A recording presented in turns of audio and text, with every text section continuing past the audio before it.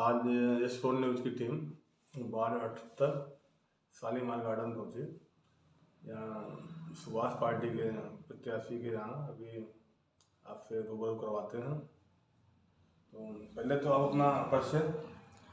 नमस्कार, मैं पवन Saxena, Shalimar garden ward 78 से। यहाँ पे मैं 15 साल से रह रहा हूँ और रहते हुए जो मैंने यहाँ कमियाँ देखी हैं उसको देखते हुए मैंने चुनाव लड़ने का निर्णय लिया है। आपने ये सुभाष पार्टी में कब से और सुभाष पार्टी ही क्यों चुनी? सुभाष पार्टी चुनने का सबसे पहला तो ये हमारा ध्यान हो रहा है कि सुभाष चंद्र बोस जी के आधार पर चलने वाली पार्टी है ये, उनके पद चिन्हों पर। और जब मैं वहाँ के अध्यक्ष अशोक श्रीवास्तव जी से मिला और जब मैंने उनकी बातें सुनी, उन्होंने मुझे सत्येंद्र यादव जी से मिलवाया जो संस्थापक हैं। तो संस्थापक जी की जब मैंने विचारधारा सुनी तो लगा मुझे इसी पार्टी से चुनाव लड़ना चाहिए और मैंने इस पार्टी को चुना। जो इसमें वर्तमान पार्षद हैं उनके बारे में आपका क्या कहना है? जो वर्तमान में यहाँ पार्षद हैं, मैं 15 साल से देख रहा हूँ कि वो पार्षदों ने काम ही नहीं किया। यहाँ पे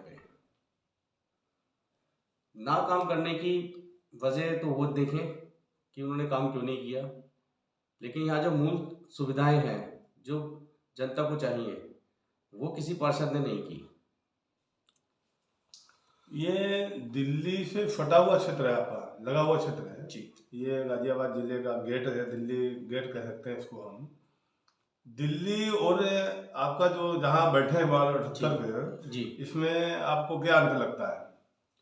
देखिए ये दिल्ली से सटा हुआ गेट है हमारा शालीमार गार्डन, और यहाँ पे जो हमने मूल सुविधाएं देखी हैं, यहाँ पे मेडिकल सुविधा बहुत की कमी पाई गई, जिसकी वजह से कोविड के टाइम पे दिल्ली वालों हमारे केजरीवाल जी ने बोल दिया था कि जो दिल्ली में रहते हैं वही इलाज कराएंगे। अगर दिल्ली ने ऐसा ऐलान कर दिया वर्तमान में, तो आप ये सोचिए कि शालीमार गार्डन और साहिबाबाद वाले कहाँ जाएंगे इलाज कराने के लिए। यहाँ पे हमारे को अस्पताल की ज़रूरत है, डिस्पेंसरी की ज़रूरत है, जिससे कि लोग अपनी सुविधा के अनुसार यहाँ पे इलाज करा पाएँ। और यहाँ पे सबसे बड़ी दिक्कत ये है कि यहाँ विधवा पेंशन नहीं है, विकलांग पेंशन नहीं है, वृद्धा पेंशन नहीं है। पेंशनों के ऊपर यहाँ कोई काम नहीं किया जाता, जिसकी वजह से लोग यहाँ काफ़ी हताशित हैं। कोविड के बाद से कई परिवार बहुत ज़्यादा दुखी और परेशान हैं। राशन कार्ड की यहाँ कोई सुविधा नहीं है जिससे कि वो अपना जीवन व्यापक कर पाए।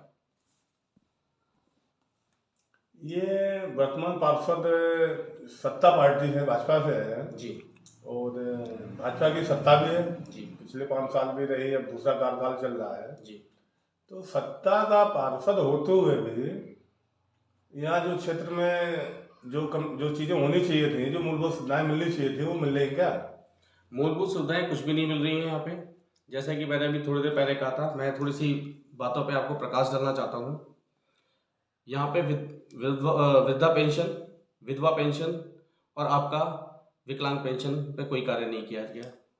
यहाँ गंगा वाटर की बहुत सख्त ज़रूरत है जो और क्षेत्रों में दिया जा रहा है। शालीमार गार्डन ही वंचित रह रहा है इससे, और इसकी वजह से यहाँ पे ट्यूबवेल का पानी कभी आता है वो भी आधे घंटे के लिए, और पब्लिक इतनी परेशान है, उसको पीने के बाद लोगों की तबीयत खराब हो रही है, पेट में दर्द रहता है। उसके अंदर रिसीवर का पानी मिल के आता है, जिसको मैंने कई बार पेपर में निकलवाया और निकलवाने के बाद खुद खड़े होकर उनके फॉल्ट सही करवाए, तब जाके आज थोड़ा बहुत पानी लोगों को शुद्ध मिल पा रहा है। लेकिन गंगा वाटर यहाँ चाहिए, जिसके लिए हमने डिमांड की थी कई बार पहले भी, लेकिन मेयर साहिबा ने इसे उद्घाटन किया, अभी तक गंगा वाटर यहाँ आया नहीं।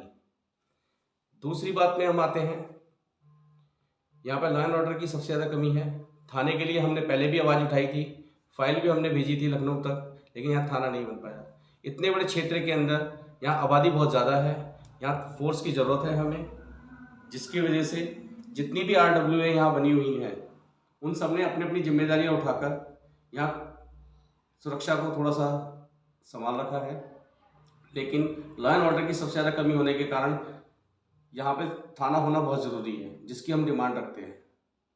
और अगर मैं यहाँ चुनाव जीत के आता हूँ तो मैं सबसे पहले पेंशनों पे काम करूँगा, अस्पताल डिस्पेंसरी के ऊपर कार्य करूँगा, गंगा वाटर के ऊपर कार्य करूँगा, जिसको जो हमारी मूलभूत सुविधाएं हैं जो आज तक 20 साल से हमें नहीं मिली हैं।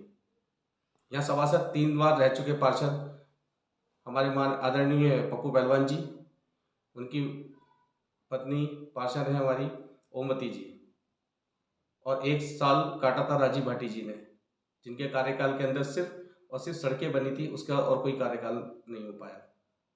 तो इसकी वजह से देखते हुए हमें निर्णय लेना पड़ा कि यहाँ इन सब मूलभूत सुविधाओं को पाने के लिए हमें आना पड़ेगा, और मैं यहाँ RWA का महासचिव भी हूँ। इसको देखते हुए मुझे खुद ही को ये लगता था कि आने वाले समय को अगर हमें यहाँ रहना है तो हमें इन सब सुविधाओं की ज़रूरत है। और सबसे बड़ी बात, यहाँ 11,000 की लाइन चल रही है, जिसके तार 20 साल पुराने हो चुके हैं।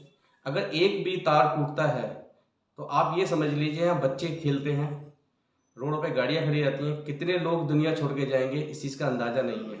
छोटी छोटी चीज़ों को, जो मूलभूत सुविधाएं हैं, उनके ऊपर पार्षद पति और पार्षद का कोई ध्यान नहीं है। सरकार बीजेपी के होने के कारण यहाँ आज तक कोई भी आदमी आके इन विचारों पे काम नहीं कर पाया। क्या यहाँ इंसान नहीं रहते? यहाँ क्या परेशानी है काम करने के लिए? भाजपा एक सत्तासीन पार्टी है जो आज जिसका वर्चस्व शिखर पे है। सुभाष पार्टी का आज नई पार्टी है। क्या सुभाष पार्टी भाजपा का मुकाबला कर पाएगी? जिस तरीके से इस पार्टी के काम चल रहे हैं उस हिसाब से सुभाषवादी पार्टी बहुत आगे जाएगी और 100 में से काफ़ी ज़्यादा सीटें निकाल के लाएगी सुभाषवादी पार्टी, और इनको काम करके दिखाएगी कि कार्य क्या होता है। बीजेपी के अंदर लंबी लाइन लगी होती है लेकिन काम करने वाला प्रत्याशी एक भी नहीं होता। सुभाषवादी पार्टी एक ऐसी पार्टी है, यहाँ का एक एक आदमी जमीन से जुड़ा हुआ है और वो मूलभूत सुविधाओं को जानता है कि इंसान की ज़रूरतें क्या हैं और आने वाले जीवन में हमें क्या क्या सुविधाएं चाहिए। तो जितने भी समाजवादी पार्टी के प्रत्याशी हैं वो बहुत ही मेहनती और लगनदार कर्मठ कार्यकर्ता हैं, और पार्टी जिस वक्त ये अपनी सरकार बनाएगी उस वक्त यहाँ पे नया वार्ड नई सोच के साथ होगा।